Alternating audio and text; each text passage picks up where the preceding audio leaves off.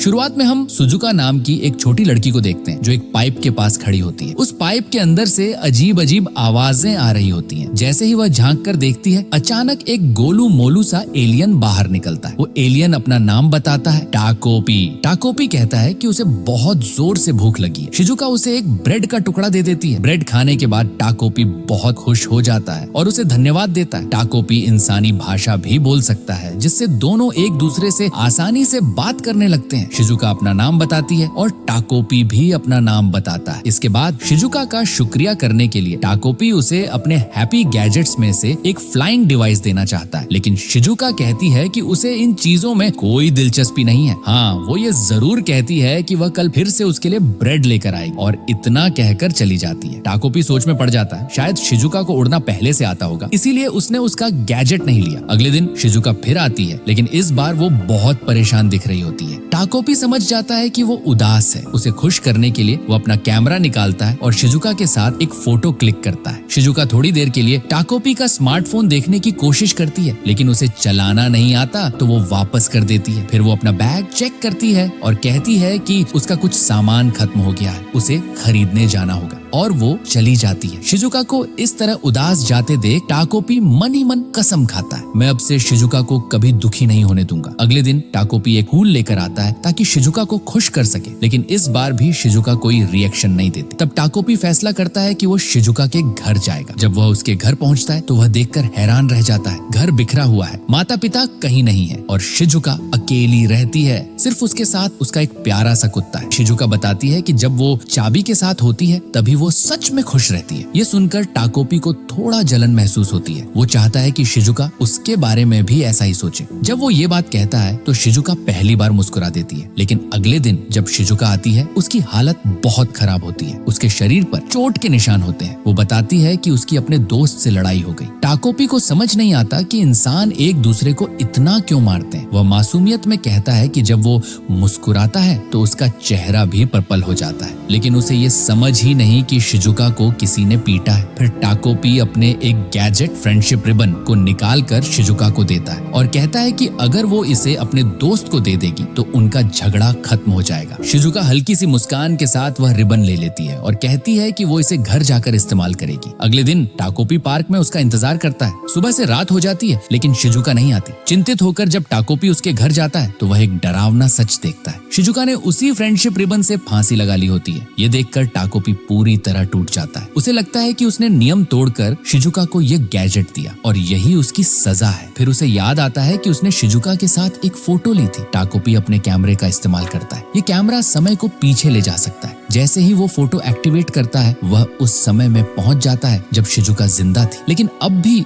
उसे समझ नहीं आता इंसान सुसाइड क्यों करते हैं। फिर वह कसम खाता है, इस बार मैं ऐसा वर्ल्ड बनाऊंगा जहां शिजुका हमेशा खुश रहे। इसके बाद हम फिर वही सीन देखते हैं जब टाकोपी शिजुका के साथ फोटो क्लिक कर रहा था। इस बार टाकोपी थोड़ा शर्माते हुए कहता है, मैं तुम्हारे साथ हमेशा एक साया बनकर रहना चाहता हूँ। शिजुका इस बात को मना नहीं करती। फिर टाकोपी शिजुका के स्कूल जाता है, एक खास गैजेट पहनकर जो उसे एक फूल में बदल देता है ताकि कोई उसे देख न सके। वहाँ वह देखता है कि एक अमीर और बिगड़ी हुई लड़की, असल में मरीना, शिजुका को बुली करती है। वो उसे पैरासाइट कहती है और उसका मजाक उड़ाती है। फिर वो शिजुका का होमवर्क छिपा देती है। जब टीचर आती है तो शिजुका को डांट पड़ती है कि उसने होमवर्क नहीं किया। ये सब कुछ टाकोपी फूल के अंदर छिपकर देख रहा होता है और तभी उसे समझ आता है यही वो दर्द था जो शिजुका को धीरे धीरे अंदर से तोड़ रहा था। टाकोपी दोबारा अपना मैजिकल कैमरा निकालता है और उसमें शिजुका की वही फोटो डालकर टाइम को फिर से रिवर्स कर देता है। इस बार पास्ट में पहुंचकर टाकोपी शिजुका की मदद करने के लिए पहले से तैयार रहता है। वो उसे कहता है कि अपना होमवर्क संभाल कर रखना और साथ ही क्लास में जो मैथ के क्वेश्चन पूछे जाएंगे उनके जवाब भी पहले ही बता देता है। जब क्लास में टीचर शिजुका से सवाल पूछते हैं तो इस बार शिजुका सभी जवाब बिल्कुल सही देती है। ये देखकर क्लास की सारी लड़कियां जो उसे पहले बुली करती थी हैरान रह जाती है। वहीं दूसरी तरफ मरीना से जब टीचर सवाल पूछते हैं तो उसे कुछ नहीं आता और उसे खड़ा कर दिया जाता है। लंच टाइम में शिजुका अपना खाना खा रही होती है, लेकिन वो पूरा खत्म नहीं कर पाती। इस बात पर बाकी लड़कियां फिर से उसे तंग करने लगती हैं, लेकिन इस बार टाकोपी छिपकर सब देख रहा होता है। वो अपनी एक खास पावर से शिजुका का बचा हुआ खाना गायब कर देता है, खुद खा लेता है, जिससे प्लेट पूरी खाली हो जाती है। जब शिजुका खाली प्लेट लेकर बाहर निकलती है तो सब लोग चौंक जाते हैं। अब से जब भी शिजुका पर कोई परेशानी आती है टाकोपी उसके लिए एक शील्ड बनकर खड़ा हो जाता है। लेकिन मरीना का बिहेवियर साफ दिखाता है कि वो शिजुका से या तो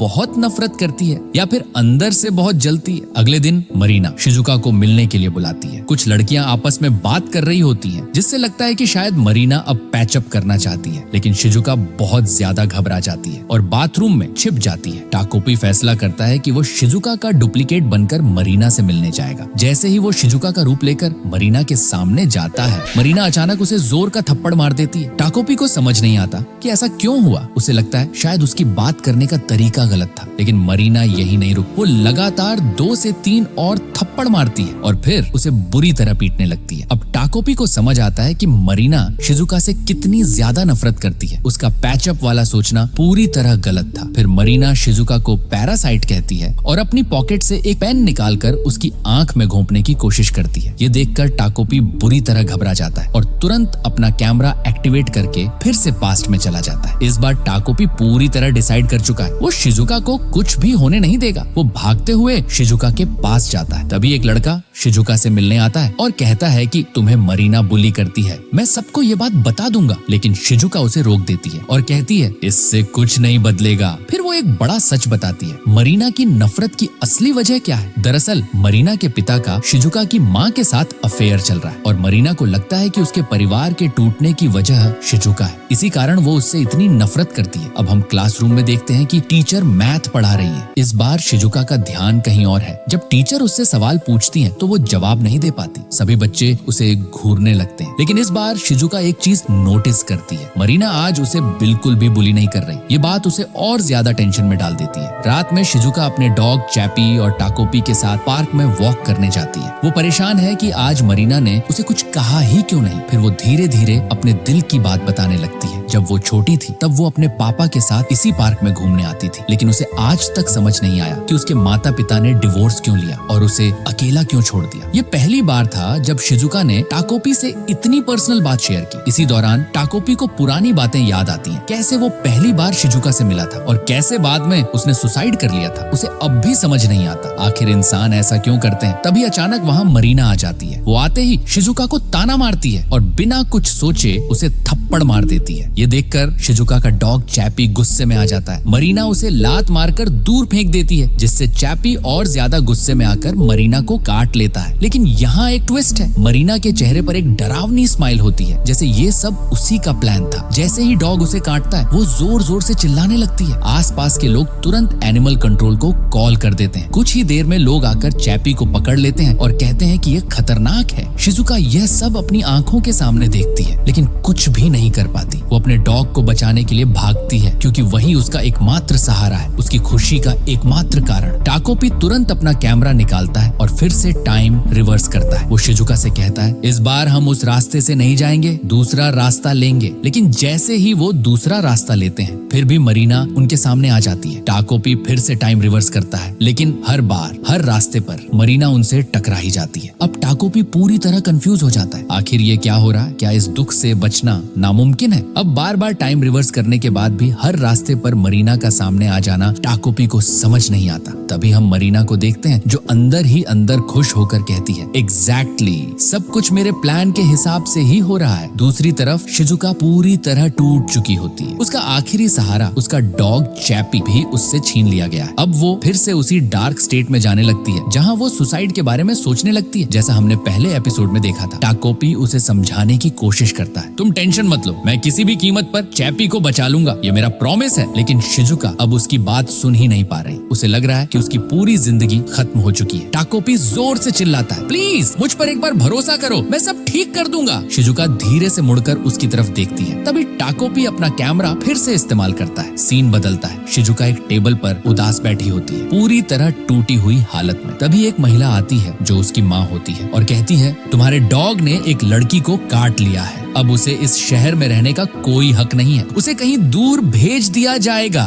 फिर वो कहती है कि उसे जाकर माफी मांगनी होगी और वो चली जाती है। जाते जाते वो शिजुका से पूछती है, तुम ये अजीब सा गिरगिट जैसा पौधा अपने सिर पर क्यों रखती हो? ये दरअसल टाकोपी का गैजेट होता है जो छुपने के काम आता है। सीन शिफ्ट होता है, शिजुका अपने घर लौटती है और टाकोपी भी उसके साथ होता है। टाकोपी उसे खुश करने की कोशिश करता है। वो सोचता है कि शायद उसे भूख लगी है, इसीलिए वो उसे ब्रेड देने लगता है। लेकिन शिजुका पूरी तरह सुन्न हो चुकी है। वो कुछ नहीं बोलती, बस जाकर बिस्तर पर लेट जाती है। टाकोपी धीरे से कहता है, चाहे जितनी कोशिश करनी पड़े मैं हार नहीं मानूंगा, बस तुम्हें मुस्कुराते हुए देखना चाहता हूँ। अगली सुबह टाकोपी उसे उठाता है और शिजुका स्कूल जाती है। लेकिन स्कूल में सब कुछ बदल चुका है। अब सारे बच्चे उसे ऐसे देख रहे होते हैं जैसे वो कोई साइको किलर हो। तभी मरीना उसके पास आती है और उसे चिढ़ाते हुए कहती है, तुमने जानबूझकर अपने पागल डॉग से मुझे कटवाया था। लेकिन शिजुका कोई जवाब नहीं देती। इससे मरीना और ज्यादा चिढ़ जाती है। क्लास खत्म होने के बाद भी मरीना और उसकी फ्रेंड्स उसे परेशान करती है। वो बार बार उससे माफी मांगने को कहती है, लेकिन शिजुका बिल्कुल रिएक्ट नहीं करती। तभी एक लड़का आता है और मरीना को म्यूजिक क्लास के लिए बुला लेता है। जाते जाते वो लड़का शिजुका से कहता है, तुम ठीक नहीं लग रही, नर्स के पास चली जाओ। लेकिन शिजुका कुछ नहीं बोलती और चुपचाप क्लास से बाहर चली जाती है। स्कूल खत्म होने के बाद मरीना अपने दोस्तों से अलग हो जाती है और कहती है कि उसे कुछ जरूरी काम है। दूसरी तरफ शिजुका अकेले घर जा रही होती है। तभी रास्ते में मरीना उसे रोकती है, मुझे तुमसे बात करनी है, मेरे साथ चलो। और वो उसे एक सुनसान जगह, जंगल जैसी जगह में ले जाती है। टाकोपी दूर से ये सब देख रहा होता है और वो सोचता है कि शायद मरीना सच में पैचअप करना चाहती है, लेकिन असलियत कुछ और ही होती है। मरीना के दिमाग में उसके घर की लड़ाई के फ्लैशबैक चल रहे होते हैं। उसके माता पिता के बीच झगड़े, टूटता हुआ परिवार, इन सब बातों से उसका गुस्सा और बढ़ जाता है। अचानक वो शिजुका को जोर से धक्का देती है और वो जमीन पर गिर जाती है। शिजुका रोते हुए पूछती है, मेरा चैपी वो कहाँ है? मरीना गुस्से और नफरत से भरी आवाज में कहती है, मैंने तुम्हारे डॉग को मार दिया,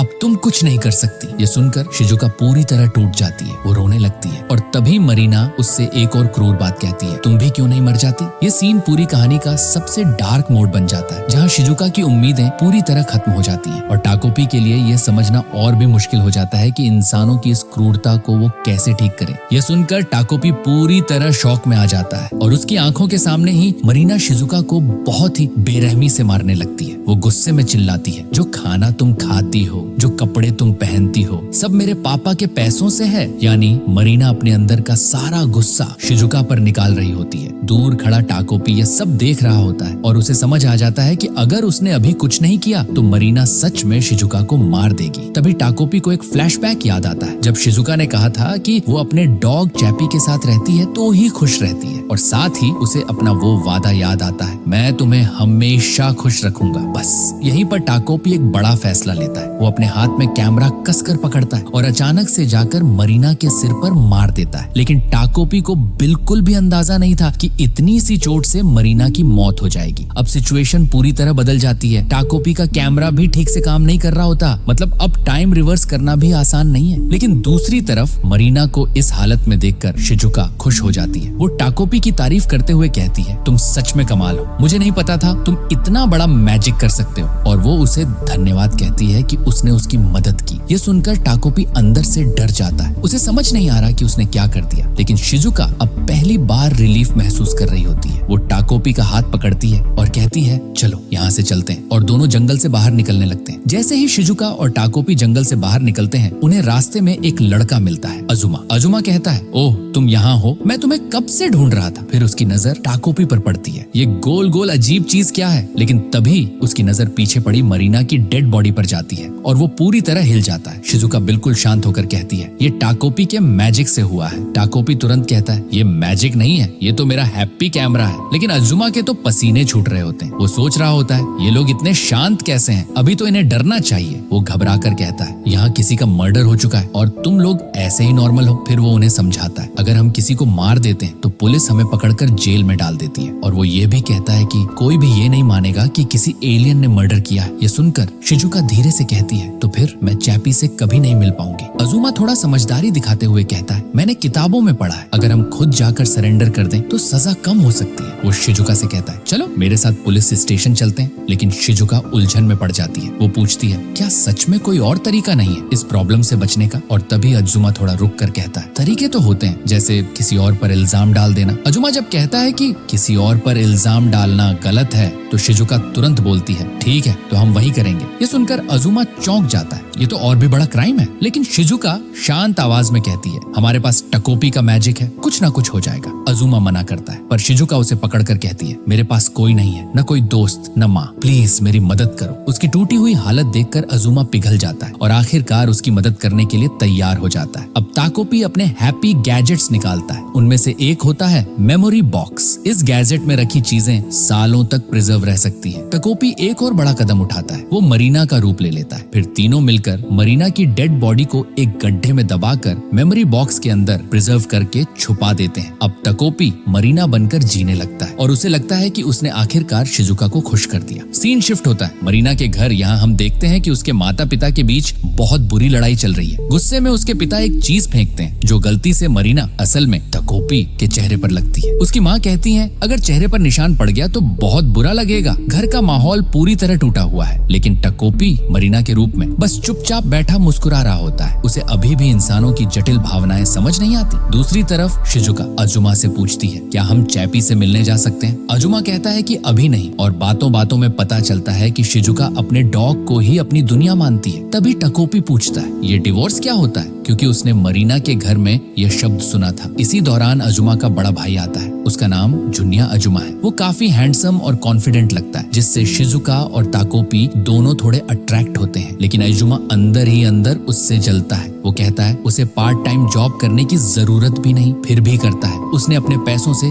रिंग खरीदी है। ये सब बोलते हुए अजुमा के अंदर की फ्रस्ट्रेशन साफ दिखती है। तभी शिजुका एक खतरनाक आइडिया देती है, क्यों ना तुम उसकी रिंग चुरा लो। अजुमा तुरंत कहता है, ये चोरी होगी, ये गलत है। लेकिन शिजुका उसे फिर से मनाती है और इस बार अजुमा उसकी बात मान लेता है। अब अजुमा अपने भाई के कमरे में रिंग चुराने जाता है और ताकोपी भी उसके साथ होता है, इनविजिबल बनने वाले फ्लावर गैजेट के साथ। अजुमा को रिंग मिल जाती है, लेकिन तभी उसे एक फ्लैशबैक याद आता है, जब उसके भाई ने कहा था कि ये रिंग उसकी गर्लफ्रेंड की याद है। इससे अजुमा के अंदर हल्का सा गिल्ट आता है। तभी अचानक उसके भाई के फोन की घंटी बजती है और वो कमरे की तरफ वापस आने लगता है। अब अजुमा और ताकोपी फंस जाते हैं। तुरंत अजुमा ताकोपी के फ्लाइंग विंग्स पहन लेता है और हवा में उड़ने लगता है ताकि छुप सके, लेकिन उन विंग्स की टाइम लिमिट होती है। अचानक वो नीचे गिरने लगते हैं, लेकिन सही टाइम पर ताकोपी उसे पकड़ लेता है और वो हवा में ही लटक जाते हैं। उसी समय अजुमा का भाई कमरे में आता है और खिड़की की तरफ देखता है। उसे शक होता है, खिड़की खुली कैसे? जैसे ही खिड़की बंद होती है, अजुमा और ताकोपी नीचे जमीन पर गिर जाते हैं। खुशकिस्मती से उन्हें कोई चोट नहीं लगती, लेकिन अजुमा अंदर से टूट चुका होता है। हमें उसका पास्ट दिखाया जाता है। उसकी माँ हमेशा उसे डांटती थी क्योंकि उसका बड़ा भाई जुनिया पढ़ाई में बहुत अच्छा था। जुनिया के हमेशा अच्छे मार्क्स आते थे, लेकिन अजुमा कितना भी कोशिश करे वो उतना अच्छा नहीं कर पाता। उसे खाना तक नहीं दिया जाता था, बस पढ़ाई के लिए फोर्स किया जाता था। उसने हमेशा अपना बेस्ट दिया, फिर भी उसे कभी सराहना नहीं मिली। यही वजह थी कि उसके अंदर और दर्द भर चुका था। इसके बाद अजुमा और ताकोपी दोनों थके हुए हाल में शिजुका के पास आते हैं। शिजुका उन्हें देखकर हंस पड़ती है, क्या हुआ तुम दोनों को? और तभी अजुमा जोर जोर से रोने लगता है। अगले दिन सिचुएशन पूरी तरह बदल चुकी है। मरीना असल में ताकोपी शिजुका को अपने हाथों से खाना खिला रही होती है। ये देखकर पूरी क्लास हैरान रह जाती है। जो लड़की पहले उसे बुरी तरह बुली करती थी, आज वही उसकी केयर कर रही है। अब ताकोपी, शिजुका और अजुमा तीनों साथ में टाइम बिताने लगते हैं। वो लोग टोक्यो के बारे में रिसर्च करते हैं और धीरे धीरे एक खुश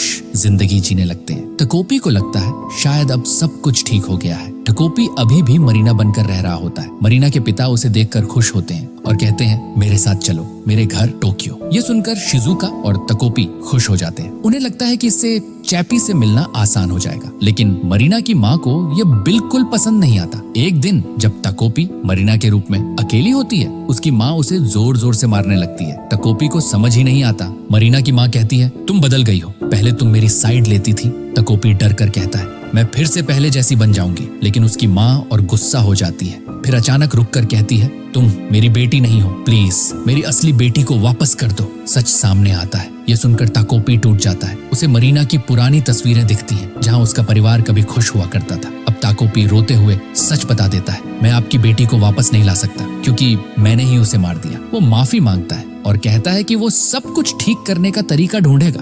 जंगल में जियोलॉजिकल सर्वे होता है और वहीं पर मरीना की असली डेड बॉडी मिल जाती है। अब यह राज छुपा नहीं रह सकता। अब पुलिस केस शुरू हो जाता है। पुलिस स्कूल में आती है और सभी स्टूडेंट्स से पूछताछ करती है। तुम्हारी क्लास की स्टूडेंट मरीना की डेड बॉडी मिल चुकी है। यह सुनकर पूरी क्लास शॉक में आ जाती है, लेकिन अजुमा सबसे ज्यादा डरा हुआ होता है। उसे पता है सच सामने आया तो सब खत्म हो जाएगा। पुलिस कहती है अगर किसी को भी इस केस के बारे में कुछ पता है तो हमें जरूर बताएं। सीन शिफ्ट होता है। शिजुका समर वेकेशन में अपने पिता से मिलने की तैयारी कर रही होती है। तभी अजुमा उसके पास आता है और एक बड़ी खबर देता है, मरीना की डेड बॉडी मिल चुकी है और पुलिस अब इन्वेस्टिगेशन कर रही है। तीनों इस बारे में बात करते हैं कि उन्होंने कितनी सफाई से सब छुपाया था। कोई फिंगरप्रिंट नहीं छोड़ा, बॉडी को मेमोरी बॉक्स में छुपाया। सब कुछ परफेक्ट प्लान था, लेकिन उनकी बैड लक की वजह से पुलिस को लाश मिल ही जाती है। अजुमा कहता है हम ज्यादा चुप नहीं रह सकते वरना शक हम पर आएगा। ताकोपी थोड़ा कंफ्यूज्ड होकर पूछता है क्या लंबे समय तक चुप रहना सही होगा?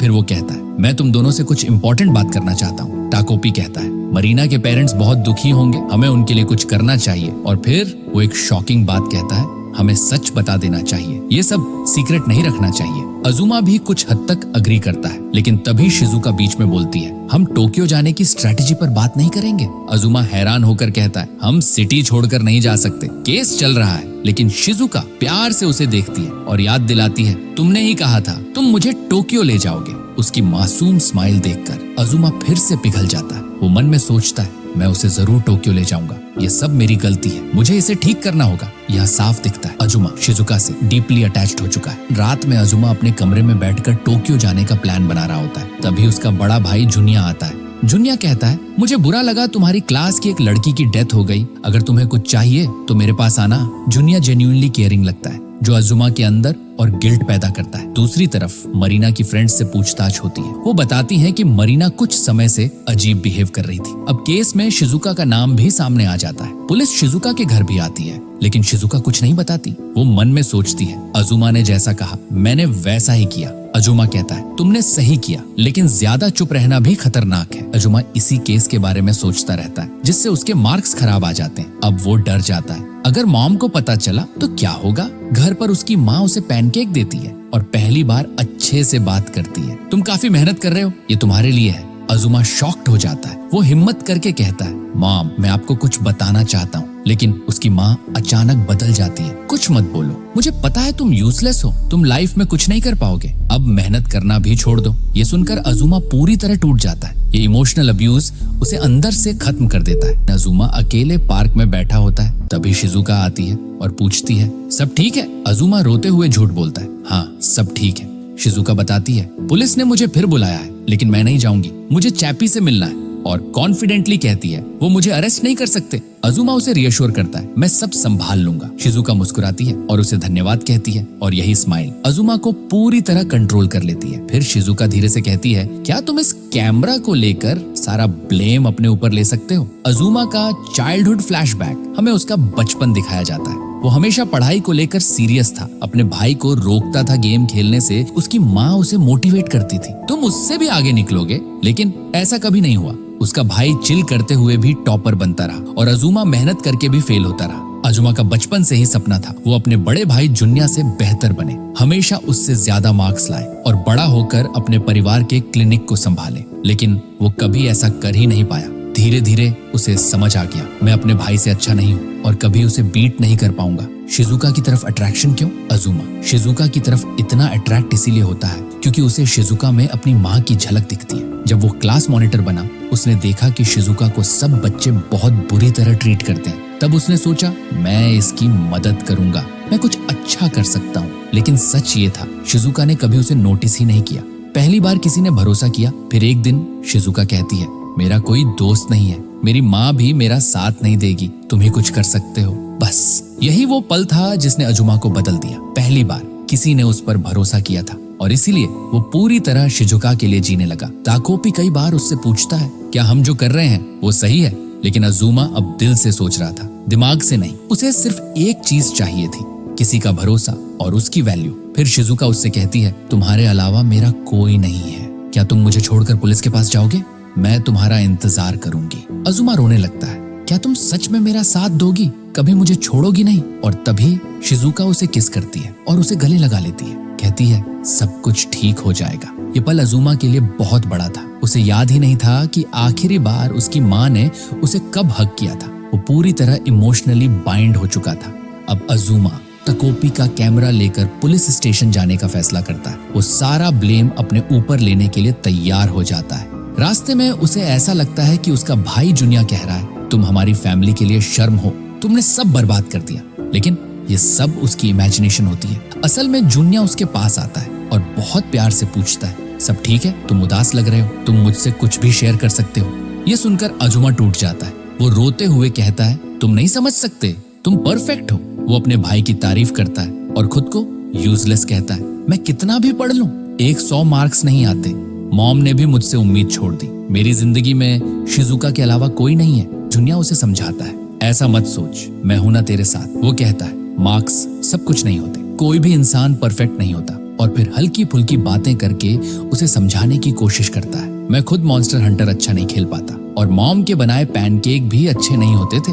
अजुमा चौंक जाता है। हाँ, मॉम भी अपनी तरफ से कोशिश करती है, बिल्कुल तुम्हारी तरह। ये सुनकर अजुमा रोने लगता है। उसे एहसास होता है वो अकेला नहीं है और वो इतना बेकार भी नहीं है जितना वो सोचता था। और फिर वो अपने भाई को सब सच बताने लगता है। इसके बाद ये खबर पूरे शहर में फैल जाती है। अजुमा को पुलिस पकड़ लेती है। उसके परिवार का क्लिनिक बंद हो जाता है। उसकी पूरी जिंदगी एक झटके में बर्बाद हो जाती है। दूसरी तरफ शिजुका ताकोपी के साथ टोक्यो के लिए निकल जाती है, जैसे उसे इन सब चीजों से कोई फर्क ही नहीं पड़ा। रास्ते में ताकोपी कहता है हमें सब कुछ सच बता देना चाहिए, लेकिन शिजुका तुरंत मना कर देती है। तुम ये क्या कह रहे हो, समर ब्रेक शुरू हो चुका है, यहाँ साफ दिखता है। शिजुका अब सिर्फ एक ही चीज चाहती है, चैपी से मिलना, चाहे कुछ भी हो जाए। अब कहानी टोक्यो शिफ्ट होती है। शिजुका एक शिप से ट्रैवल करके अपने पिता के घर पहुंचती है। वो बहुत एक्साइटेड होती है, अब मैं अपने डैड और चैपी से मिल पाऊंगी। वो घर की डोरबेल बजाती है, दरवाजा खुलता है और सामने उसके फादर खड़े होते हैं। वो उसे पहचान लेते हैं। तुम शिजुका हो, राइट?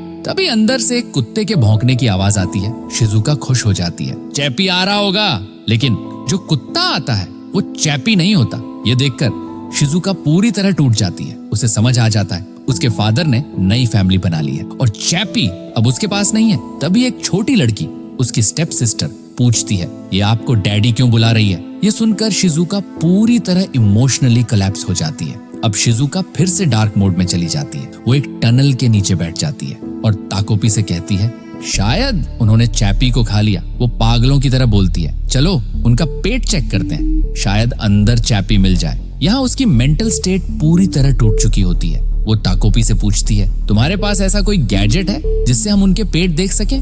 ताकोपी साफ मना कर देता है नहीं, मेरे पास ऐसा कुछ नहीं है। लेकिन शिजुका जबरदस्ती उसका एक गैजेट उठा लेती है और उसे एक्टिवेट कर देती है। इससे ताकोपी को बहुत दर्द होता है। शायद वो DNA टाइप गैजेट था। फिर शिजुका कहती है ठीक है, अब मैं सब खुद करूंगी। ताकोपी उसे रोकने की कोशिश करता है, मैं स्मार्ट नहीं हूँ, मैं तुम्हारी मदद नहीं कर पा रहा, प्लीज घर चलते हैं। वो उसे खुश करने के लिए अपने गैजेट्स देने की बात करता है। लेकिन शिजुका अब पूरी तरह बदल चुकी है। वो डरावनी नजरों से ताकोपी को देखती है। तो अब तुम मेरी मदद नहीं करना चाहते? ये सुनकर ताकोपी डर जाता है और उसे अपनी पुरानी मेमोरीज याद आने लगती है। लेकिन दूसरी तरफ शिजुका एक पत्थर उठा लेती है। वो ताकोपी को मारने के लिए तैयार हो जाती है। अब अचानक सीन बदलता है। हमें एक ऑल्टरनेट टाइमलाइन 2026 दिखाई जाती है। इस टाइमलाइन में शिजुका कभी ताकोपी से मिली ही नहीं, बल्कि ताकोपी सबसे पहले मरीना से मिला था और मरीना अब बड़ी हो चुकी है। यानी कहानी एक बिल्कुल अलग दिशा में भी जा सकती थी। इस टाइमलाइन में ताकोपी सबसे पहले शिजुका नहीं बल्कि मरीना से मिलता है। ताकोपी अपना इंट्रोडक्शन देता है, हेलो मैं हैप्पी प्लैनेट से आया हूँ, मेरा काम है लोगों को खुश रखना। लेकिन वो पहले मरीना से उसका नाम पूछता है। फिर ताकोपी कहता है क्या तुम मुझे एक अच्छा सा नाम दोगी?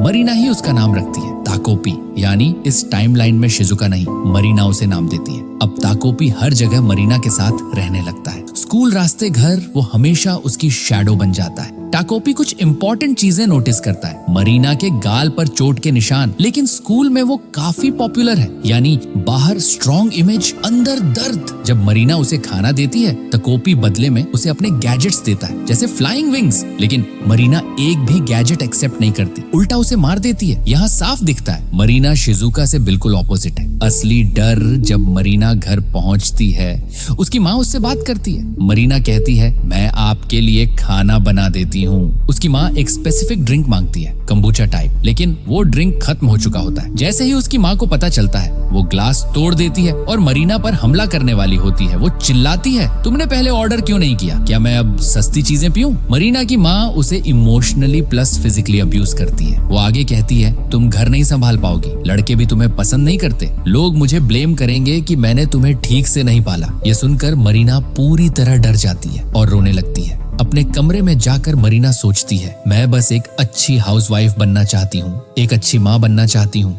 अपने बच्चों को अच्छे से पालना चाहती हूँ। यानी वो वही बनना चाहती है जो उसकी माँ कभी नहीं बन पाई। टाकोपी मासूमियत में कहता है, ओह, तो तुम अपनी माँ जैसी बनना चाहती हो जो तुम्हें मारती है, जैसे तुम कभी कभी मुझे मारती हो। शायद यही इंसानों का प्यार दिखाने का तरीका है। यहाँ टाकोपी सबसे बड़ी गलती करता है। उसे अब्यूज और लव में फर्क समझ नहीं आता। फिर वो कहता है, मुझे तुम पर भरोसा है, तुम एक दिन अच्छी माँ बनोगी। यह सुनते ही मरीना भड़क जाती है। वो टाकोपी को बुरी तरह मारने लगती है, उसे जोर से पकड़ती है, क्योंकि टाकोपी ने अनजाने में उसकी सबसे पेनफुल रियलिटी को छेड़ दिया था। इसी दौरान एक लड़का वहाँ से गुजरता है, अजुमा। बचपन में मरीना और अजुमा एक दूसरे के करीब थे। जब मरीना ये बात अपनी माँ को बताती है, उसकी माँ खुश हो जाती है, क्योंकि अजुमा के पिता का क्लिनिक है, यानी फ्यूचर सिक्योर है। उसकी माँ कहती है, तुम्हारा फ्यूचर उसके साथ ब्राइट होगा। लेकिन मरीना सोचती है, क्लिनिक तो उसके बड़े भाई को मिलेगा, यानी यहाँ भी इनसिक्योरिटी प्लस कंपैरिजन मौजूद है। असल में मरीना ने अपनी मॉम को अजुमा के बारे में कुछ नहीं बताया था,